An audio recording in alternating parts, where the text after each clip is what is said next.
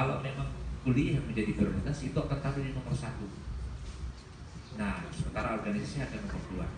Dan prioritas yang lain mungkin pacar nomor tiga, toh atau apa, silahkan ditambahkan masing-masing. Tips saya adalah itu, mencatat, membuat sebuah catatan sederhana yang kecil, dan itu diletakkan di mana? Di belakang pintu atau di cermin, sudut kiri atas atau kanan atas. Tulis saja kecil, supaya setiap hari itu yang menjadi pengingat, itu yang menjadi alarm kita bahwa pas paling paling tepat sebetulnya di cermin. Karena saya melakukan itu dulu di kampus. Kita catat di cermin, tempel pakai selotip, tulis, dan kita setiap pagi melihat prioritas saya adalah ini, prioritas saya adalah ini, dan itu kita lakukan sampai di kerja. Ketika kerja kita mau lakukan prioritas apa hari ini, apa yang akan kita lakukan itu sudah tercatat, dan itu menjadi doa. Setiap hari kalau orang lihat dan orang doa dalam hati, walaupun tidak harus cuci tangan dan tutup mata, tetapi kan doa yang betul-betul tulus itu tidak harus cuci tangan dan tutup mata. Tutup mata, cuci tangan, pada pikiran di lain sepertinya ada, tetapi fokus. Nah, taruhlah itu di tempat-tempat yang setiap hari bisa dilihat. Selain prioritas, tentukan tujuan dan target. Misalnya, target ini tahun ini saya punya target IP sekian. Saya dulu semester 1-2 IP saya di bawah 3, 2 koma. Semester 1-2. Betul. Tetapi itu kita mengevaluasi diri, ada yang salah ini. Dan jika sih tahu, akhirnya saya memutuskan untuk dulu semester 1, semester 2 saya bergabung dengan komunitas di kampus namanya komunitas PAMAP. Ya. Nerba psikologi, karena dia tahu. Saya dulu di kampus cukup terkenal, orang bilang pemabuk. Tapi itu masalah. Akhirnya kita sadar bahwa ada yang salah. Kita berkomitmen, tetapi kita tidak stop langsung dengan teman-teman yang pamabo itu. Karena dalam rangka networking itu jangan ada kesan tiba-tiba wah jadi mau berteman dengan orang. Tidak seperti itu. Tetap berteman dengan orang, tetapi kan pilihan dari kita mau melakukan apa. Nah, kita bergabung dengan komunitas teman-teman yang kita anggap orang-orang berprestasi. Ada, kita punya geng mungkin sekitar berapa orang, dan mereka punya prestasi yang bagus. Kita lihat, wah semester 1-2 ini IP-nya di atas 3 semua. Kita masuk ke komunitas itu, bergaul dengan orang. Akhirnya puji Tuhan, sampai kita lulus IPK-nya sangat memuaskan. Ya, kurang beda-beda tipis dengan Kristin. Ya, artinya itu harus menentukan prioritas, kemudian menentukan target kita. Semester 3 kita harus, oke, semester 1-2 itu menjadi bahan evaluasi. Semester 3 kita harus tentukan target, kita harus IP di atas 3. Nah, ketika kita menentukan target, itu yang akan menarik diri kita ke sana. Gitu. Setiap pagi Tuhan baca di cermin, kita BIP mesti apa, kita BIP mesti apa.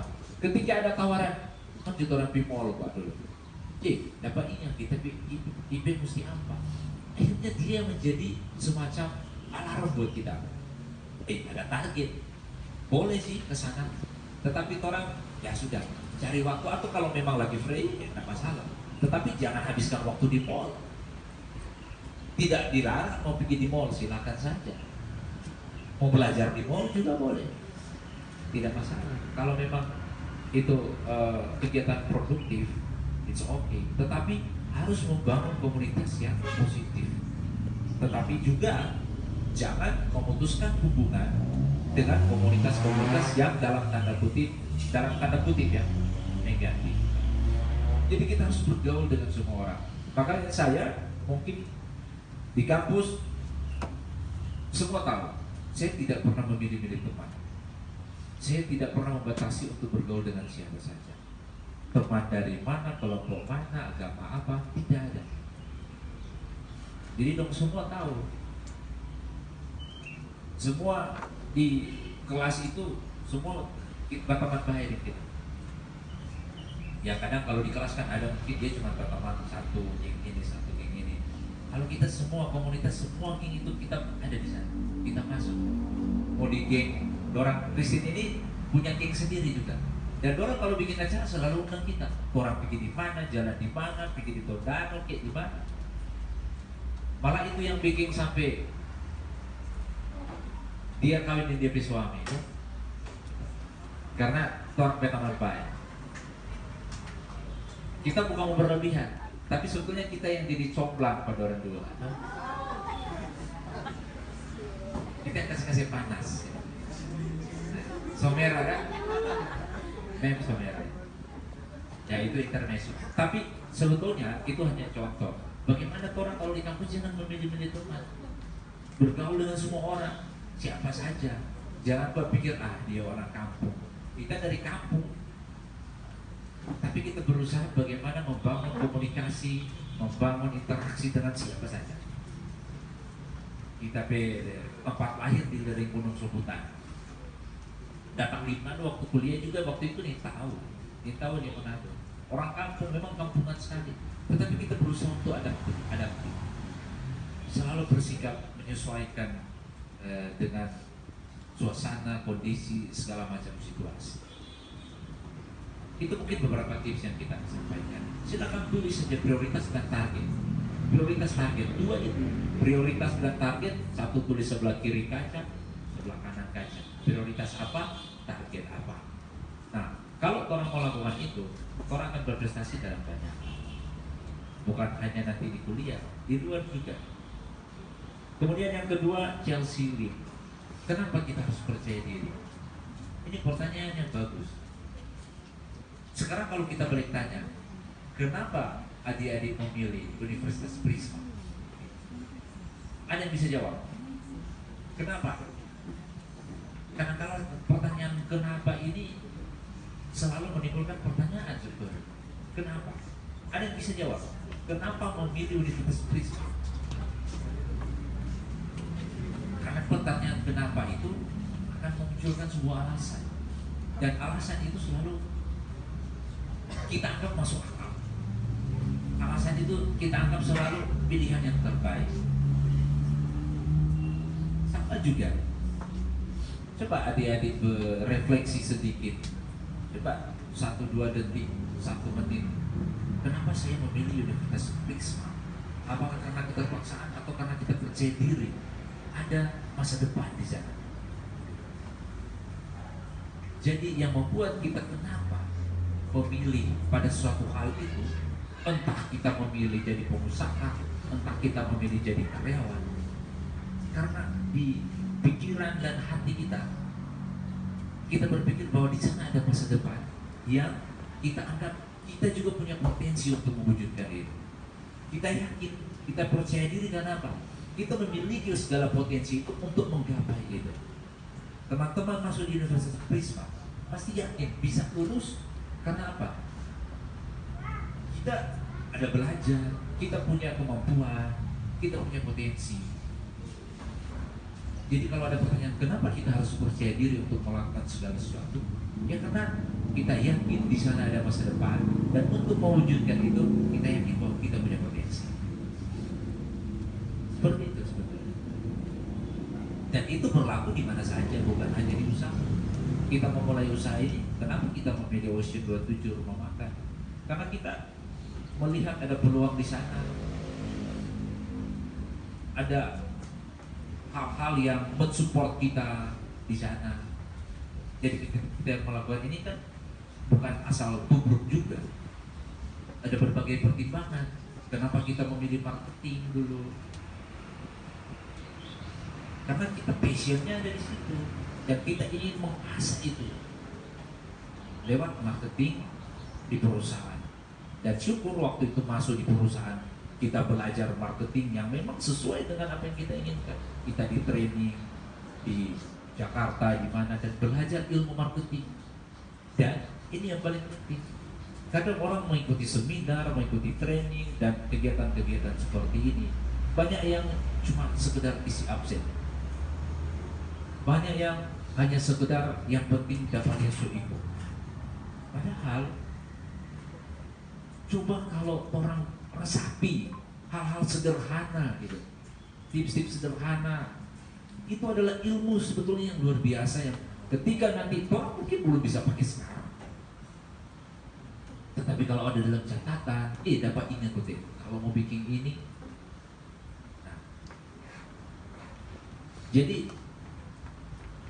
bersyukur waktu itu kita ketika ada waktu dan kesempatan kerja di perusahaan itu, dan kita dibekali dengan segala ilmu marketing, dan itu yang kita pakai. Karena ini juga yang teman-teman mesti ingat, adik-adik mesti ingat, seorang wirausaha yang dikatakan dia wirausaha, kalau dia tidak punya ilmu marketing, dia bisa saja melakukan usaha, tetapi belum tentu dia profit dan berkembang. Mudah-mudahan dia ingat ya. Makanya itu harus digabungkan dua ini, jiwa entrepreneur, jiwa wirausaha, dan ilmu marketing. Kalau dia cuma punya jiwa wirausaha tanpa ilmu marketing, dia bisa melakukan usaha, tetapi belum tentu bisa berkembang. Karena bicara marketing itu adalah bicara sistem gitu. Bagaimana dia membuat sistem di jiwa entrepreneurnya dia. Coba orang lihat, ada mungkin yang berbisnis, buka toko, buka warung sudah puluhan tahun, 10, 20, bahkan 30 tahun, tetapi sepertinya tidak berkembang. Tapi bandingkan dengan para startup sekarang yang punya valuasi sekian triliun, mereka baru, tetapi yang mereka terapkan adalah sistem. Nah, itulah marketing. Mereka punya jiwa entrepreneur, dan di mix, digabungkan dengan marketing, akhirnya apa? Powerful, luar biasa. Apalagi yang bisnis unicorn sekarang, bisnis IT, bisnis digital. Digital ekonomi kan sekarang lagi seksinya, lagi marak-maraknya. Ya memang harus seperti itu. Bisnis kan harus melihat relevansi dan apa yang ada sekarang, trennya apa, harus itu. Jangan orang bertahan dengan bisnis yang sudah kalah tren. Contoh, dulu lagi ngetren apa ya, piringan hitam.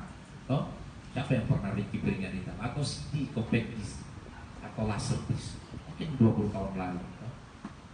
Itu ngetren di Manado itu, kalau tak ada itu tidak keren gitu. Makanya di mana-mana ada compact disc atau laser disc atau DVD. Tapi sekarang mana ada itu? Mungkin 1-2. Kita juga sudah jarang lihat ada tempat rental CD atau semacam. Karena memang sudah berubah. Nah, kalau orang bertahan terus di situ, bisnis mesti mati. Jadi dia harus relevan dan mengikuti tren. Oke, kita kira mungkin ini dari kita. Kalau masih ada pertanyaan, mungkin silakan satu orang atau boleh juga 2, tetapi mewakili yang lain. Silakan. Silakan, masih ada yang mau bertanya? Ya. Terakhir ya, pertanyaan terakhir.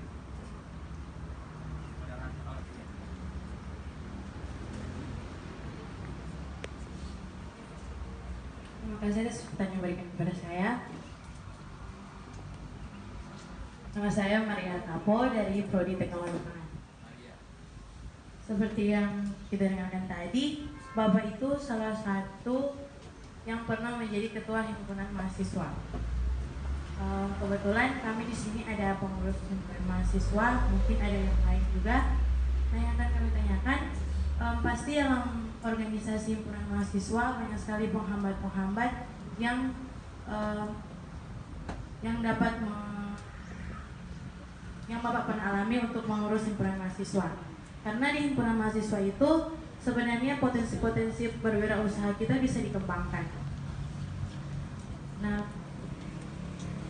untuk menghadapi penghambat-penghambat itu, apa yang Bapak bisa lakukan dan bisa memberikan motivasi kepada kami supaya kami bisa melewati hambatan-hambatan ini? Masih ada? Oke. Maria Kapung ya. Ini pertanyaan sangat bagus juga karena berkaitan dengan organisasi. Jadi Betul, memang dalam setiap organisasi, bukan hanya di himpunan mahasiswa, di mana-mana kita berorganisasi pasti ada yang namanya hambatan-hambatan dan tantangan. Nah, tetapi orang harus ingat bahwa di balik hambatan dan tantangan itu selalu ada potensi. Nah, bagaimana kita cari tahu, bagaimana kita mengetahui bahwa organisasi itu punya potensi? Ya, kita identifikasi potensi. Jadi organisasikan ini himpunan mahasiswa paling terdiri dari macam-macam orang dan beda-beda karakter. Tetap pasti di sana dengan perbedaan-perbedaan itu masing-masing punya kelebihan. Nah, yang saya lakukan dulu, kebetulan kita karena mulai berwirausaha, ini kaitannya kan dengan wirausaha. Saya punya teman, dia cukup berduit waktu itu. Saya tidak punya duit waktu di kampus. Dia cukup berduit, dia punya komputer, dia punya printer, dan kita lihat itu bisa dijadikan duit. Saya tawarkan ke dia. Nah ini, mohon maaf ini, kadang bikin kaget-kaget, ada buang, ada pampang. Tidak apa-apa, biar yang Sumanto tak kaget sedikit. Nah ini, yang kita lakukan adalah bagaimana menawarkan sesuatu buat dia, memberikan dia keuntungan, tetapi di situ juga kita bisa mendapatkan keuntungan. Contoh konkret begini, padahal dia bukan mahasiswa pertanian, tetapi karena dia, ya saya dulu di kampus tidak hanya bergaul juga di satu fakultas, kita bergaul dengan semua fakultas lah. Kebetulan di senat Unsrat kita banyak teman-teman di sana, jadi melibatkan diri semua. Nah yang kita lakukan adalah apa? Ada salah satu teman anak ekonomi, orang Batak, gitu. Ucok, kita biasa panggil dia Ucok. Kita bilang, Cok, daripada nganape komputer dan printer ini nganggur, bagaimana kalau setiap bulan sama anak kan bisa pakai, tetap anak bisa pakai terus. Jadi cuma dipindahkan tempat dan ini kita rawat, tapi kita pakai, Anda juga bisa pakai di situ. Tetapi tiap bulan Anda dapat income dari situ. Bisa tidak? Dia bilang, oh sudah bisa. Apalagi dia anak perantau kan, yang mungkin butuh dana lebih gitu. Dan komputernya sudah dibelikan oleh orang tuanya. Akhirnya dia taruh di situ. Oke, kita bikin perjanjian, kita biar putih. Setiap bulan saya harus menyetor ke dia 200.000.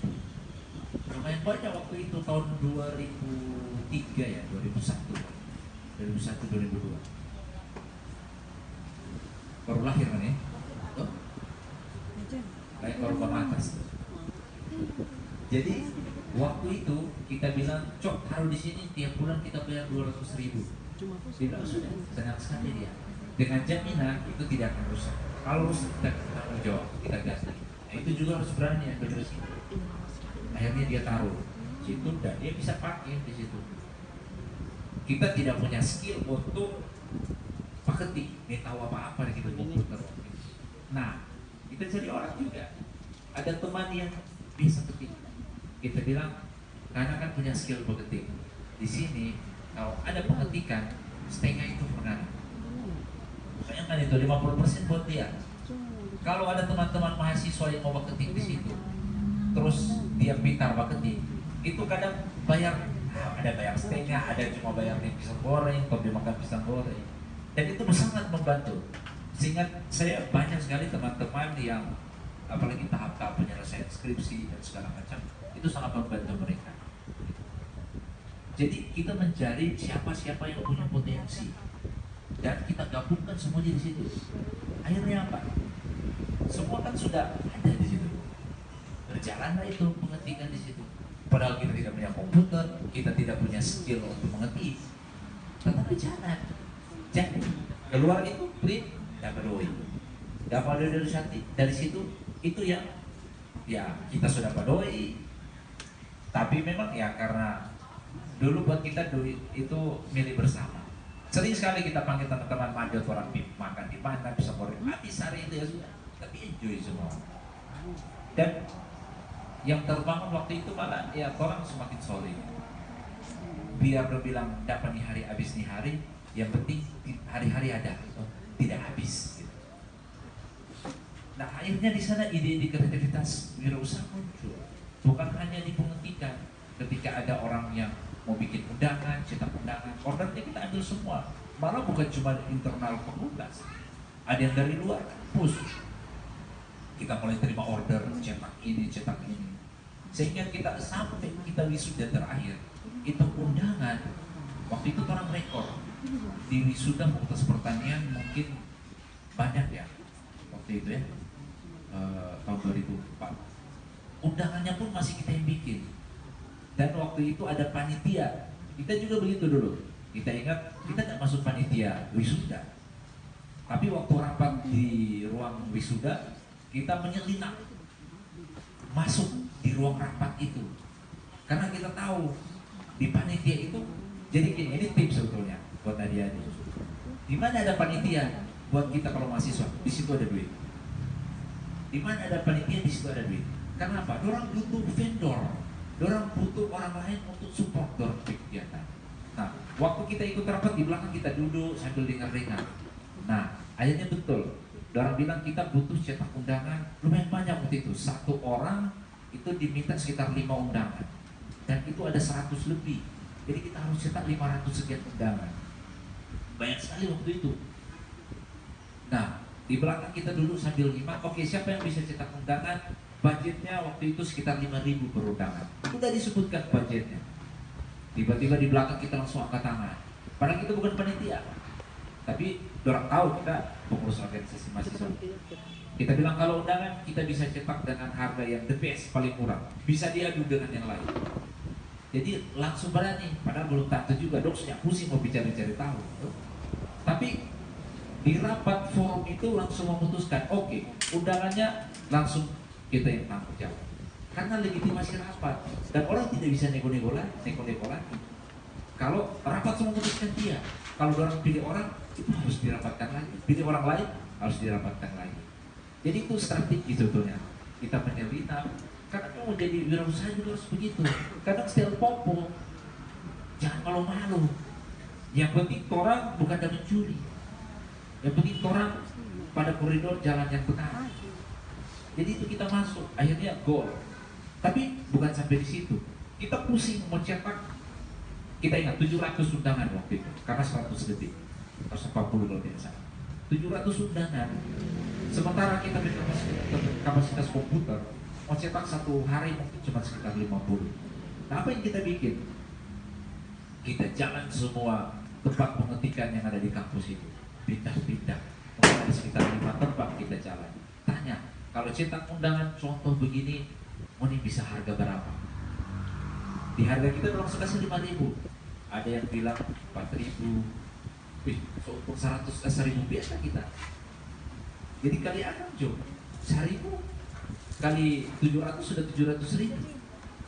Bayangkan itu baru satu tapak kita berjalan. Itu tidak punya modal apa-apa. Tapi coba adik-adik bayangkan, cuma modal mulu, cuma modal nekat, sudah dapat 700.000 waktu itu. Saya mau kasih 700.000 loh waktu itu. Dan kita pindah tempat lain. Sama DP harga begitu, sekitar 4.000. Kita bilang, kita mau cetak sekitar 500. Kalau cetak 500, bisa nggak dapat 3.000? Nego lagi. Nego-nego. Akhirnya dapat di 3.500 waktu itu. Bayangkan, kita cuma ada negosiasi, dapat selisihnya 1.500 kali 500. Karena sisa memang kita cetak sendiri. Cetak sendiri lebih untung. Karena kita mau cetak 700 waktu itu nggak mampu. Nah, coba kalau pikiran lain. Coba kalau kita tidak punya apa ya, jiwa entrepreneur lah. Paling mentok di situ, kita cuma bisa cetak 200, sudah stop. Tapi kita berpikir bagaimana cara ini peluang ini kita harus ambil. Makanya kita jangan ke tempat lain. Karena di situ ada duit. Daripada orang lain mau ambil, daripada kita nyadak bikin, hilang 750.000. Makanya kita ambil itu. Dan mereka cetak undangannya. Jadi itu saya cetak duit sebetulnya buat kita. Dan duit bekerja untuk kita. Sementara kita cetak yang kita punya. Itu hal-hal sederhana sebetulnya bagaimana kita melihat di kampus itu banyak potensi, dan ketika kita beraktivitas di Himaju atau di organisasi, itu orang harus berani identifikasi, kemudian berani tampil di mana. Ini hanya clue-clue sebetulnya yang kita lakukan waktu lalu. Ya, banyak hal kalau mencerita di sini tidak cukup orang tua. Banyak sekali kita cerita-cerita simpel, sederhana, mencari duit, tips-tips, itu banyak sekali di kampus. Itu yang menghidupi kita sampai kita bisa lulus, sampai kita bisa beli komputer baru dari situ, dan kita komit setiap itu 1 bulan kemudian, bayangkan hanya dalam waktu 1 bulan, karena kita komit, kita catat di cermin di belakang pintu, kita harus punya komputer baru. Kita dapat waktu itu beli komputer baru dengan printer lengkap. Kita kasih pulang, Cok punya, Cok makasih banyak, anak punya sembarangan, toh malah kita tambah doi di depannya. Tapi yang seperti itu, kalau dia masih mau tetap taruh, oke. Waktu itu mungkin dia masih tetap taruh sekitar 1 bulan, tapi kita sudah ada komputer baru. Kita tempatkan itu di ruang Himaju, ruang senat, ruang bersebelah. Karena kita bersenat juga waktu itu sekretaris. Jadi itu contoh-contoh sebetulnya yang bisa kita lakukan kan, dalam rangka menciptakan mindset wirausaha di kampus. Makanya kita dulu waktu di kampus malah sudah ditawarin untuk jadi dosen di Unsra. Bukan kita tidak mau, tapi visinya tidak ke situ. Gitu. Ini bicara, ya kita mau jadi dosen, kalau orang Kristen dengan Tuhan cocok memang jadi dosen, pas orang. Karena ya punya sejarah jadi dosen orang lain. Dan passion, karena mungkin passionnya Sir dan Mem ini ke sana. Kalau kita kan bukan di situ. Makanya tidak salah kita memilih pekerjaan, tergantung passion kita. Ada di mana? Mau wirausaha, ada juga dosen-dosen yang berwirausaha, ada. Kita tahu ada beberapa kita ketemu selain dosen mereka berwirausaha. Dan itu sangat bagus, luar biasa bagus. Itu mungkin moderator dari kita. Dan mohon maaf, ini karena sudah 11:30, saya juga harus berpindah tempat dari sini. Intinya saya menyampaikan banyak terima kasih kepada Universitas Prisma yang telah memberikan kesempatan kepada kita pribadi untuk bisa sharing. Sekali lagi bukan karena kita jago lebih hebat, tetapi paling tidak sama-sama tolong saling melengkapi. Kita juga ingin belajar dari adik-adik semua.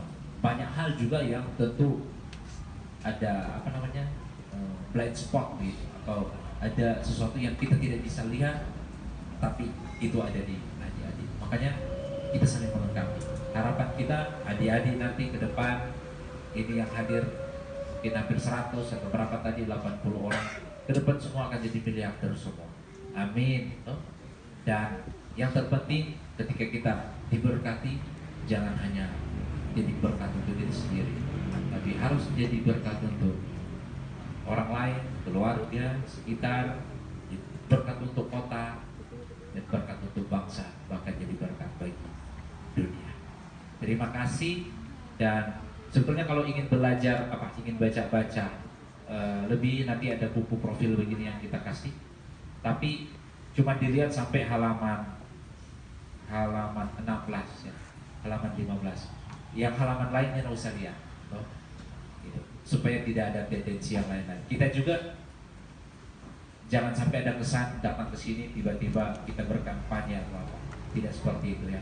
Makanya kita membatasi, jangan lihat halaman yang 16 ke atas. Kalau ingin lihat kita berprofil, ada di halaman 1 sampai dengan halaman 14, 15. Itu kita berprofil. Yang lain jangan ya. Sekali lagi jangan. Tapi kalau mau dilihat-lihat boleh juga. Yang paling penting halaman 1 sampai 14, silahkan baca-baca di situ.